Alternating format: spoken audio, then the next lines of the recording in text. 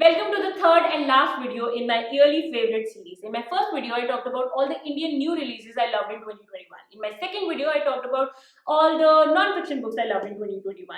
And in this video, I'm going to be talking about 5 books that I loved in 2021, which are general, mostly non-Indian books. Okay, so the first book is Cersei by Madeline Miller. This is a 2018 Greek mythological fiction novel that is about Cersei. But she is a strange child. She is not as powerful as her father, and she's not even as beautiful as her mother. And eventually, she relies on humans for companionship.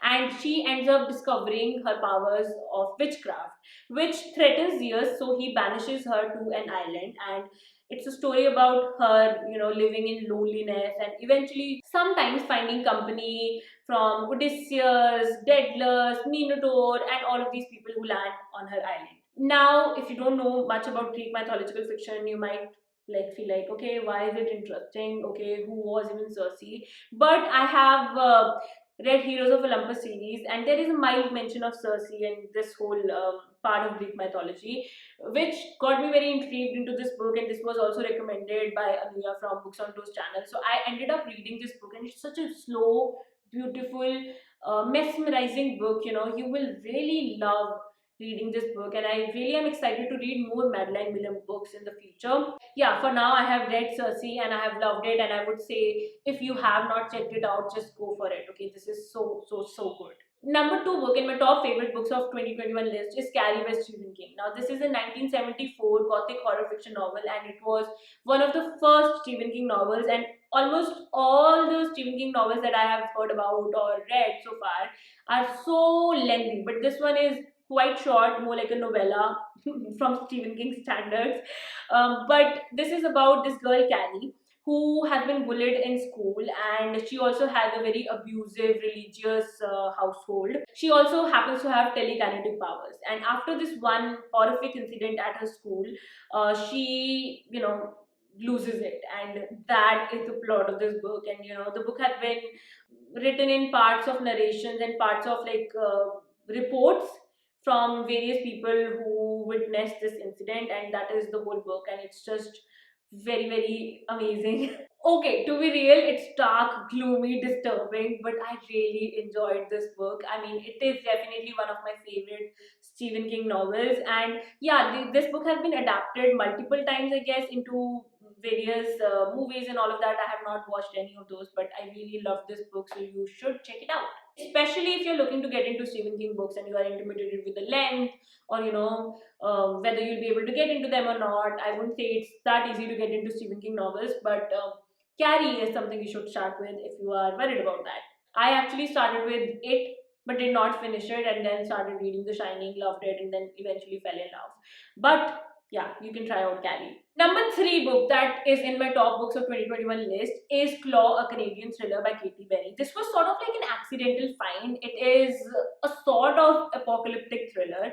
The city of lawless British Columbia had an earthquake, and after that, an ancient monster is out loose, and the whole vibe of this book. Okay, guys, I mean, try listening to it on Storytel.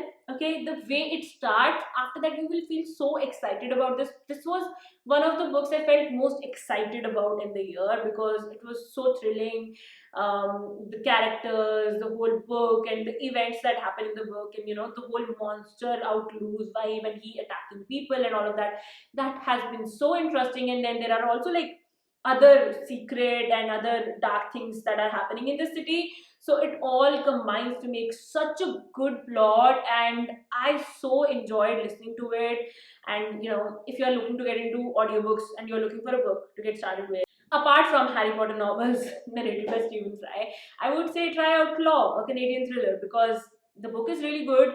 The narrator made it really amazing to just follow this book. Okay, so all in all, this book is really good. You must check it out. Number 3 book in this list is Anne of Green Gables by Ella Montgomery. This is a 1908 novel that has become this much loved children's classic. This is about the adventures of Anne Shirley, who is an 11-year-old orphan who is mistakenly sent to the household of these 2 siblings, Matthew and Marilla. And this is all about her making her way into their hearts, and her school and all of her whole life after she comes into this household.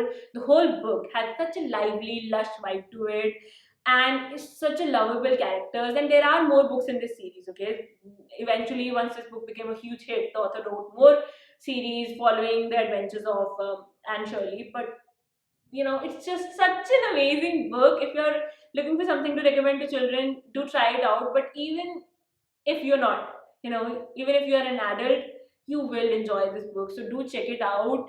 And yes, I have done a whole reading vlog that documented like 3 classics that I read, and you can find more about this book and my experience with this book through that reading vlog. I'll put it up here or down below in the description, so you can check out that as well. Okay. And yes, Anne of Green Gables is followed by like 5 more books, and then there are 3 more books that follow her children. At least that's what I read. As per my current information, this is what it is. And there's also this place, Green Gables farmhouse in Cavendish, Prince Edward Island, Canada. Okay, and they say the whole place has been built with Anne's whole life in mind, and it's a very popular tourist place. So any of you who are in Canada, you must check out this place. Okay, or if you want to travel once all the restrictions are finally uplifted, you can try out going to such a place. Okay. But anyhow, I'm not giving travel recommendations to anybody. I'm not qualified for that. But yeah, this book is very interesting, and Anne, she is even an icon in Japan. So she is that popular. She has made that much of an impact, and the novel was written in 1908.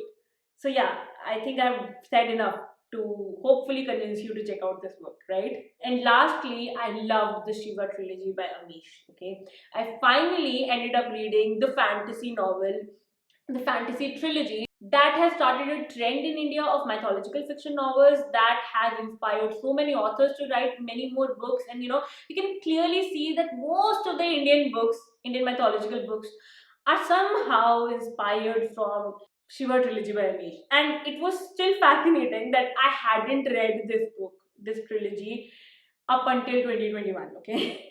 I had read the first book first time like years back, and that time I liked it, but I didn't feel the urge to read the rest of the trilogy. But my husband, he had loved this trilogy, so it was sort of like his nudge that made me read the whole trilogy, and I absolutely love it now.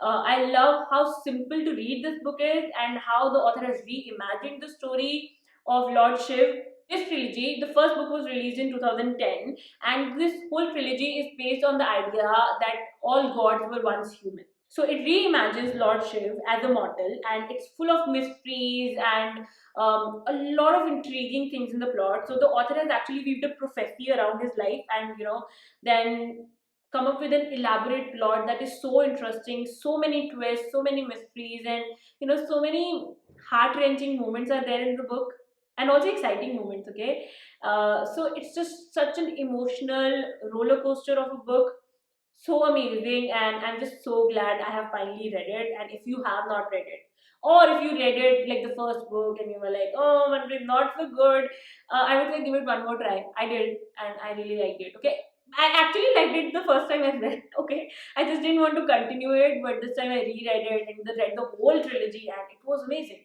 So you should also check it out. Okay, really, if you are into Indian books, you must read this book, because this is one of the most successful Indian books out there. 2.5 million copies in print, and it's still super popular. Now, I did plan to do a full review of the book, which I have not done, but I did vlog my experience of reading this trilogy. So do check out that vlog video over here or down below in the description. And yeah, the book was also supposed to be adapted into a movie. It was, I think, first bought by Dharma Productions. Okay, in 2012, but it was rumored that Karan Johar was sort of like did not want to make a movie that about an Indian god, because that would have been very controversial. So that didn't pan out, and in 2017 it was said that Sanjay Leela Bhansali bought the movie rights for this book. But will there ever be a movie based on this book? Which I think there should be, but again, I get the views about this. I get the second thoughts about this, because even now, like, I have talked about Shiva Trilogy in quite a few of my videos, and even now, like, at least 4 to 5 comments a month happen that are like hate comments, not towards me. Okay, I'm not sure if I should be happy about that or sad, but those are like very hateful comments about like how dare the author imagine a story like this and all of that. But I think the author has dealt with the character of Lord Shiv and all the characters so respectfully, and he has done this reimagination so beautifully. I think it is worth giving a shot, and we need to open up our minds and enjoy books like these, because this is one work and one reimagination of a devotee of Lord Shiv who has just reimagined him in such a beautiful, exceptional manner. So I think we should all accept it and just read this book and enjoy it, and maybe reread it some other time as well. So yes, that is all for this particular favorites video. This is the last video in my yearly favorite series, and I really hope this year brings me a lot of good books that can make to my next year's yearly favorite series. Until then, I hope you also find a lot of good books to read in the year, and I wish you all the best for your reading and for your entire life. Thank you so much for watching this video. Make sure you're checking out the last two videos as well, okay? And you check out the next videos on the channel. I plan to upload every Sunday this year. So yeah, that will happen. And at the same time, I will have some bonus videos. My reading vlogs would be bonus. So if you want to catch them as well, subscribe to the channel, turn your notifications on, and subscribe to my email newsletter so that you get notified every time, I come up with new content. Okay? Thank you so much for watching. This is Manpreet signing off. I'll be back with another video very soon.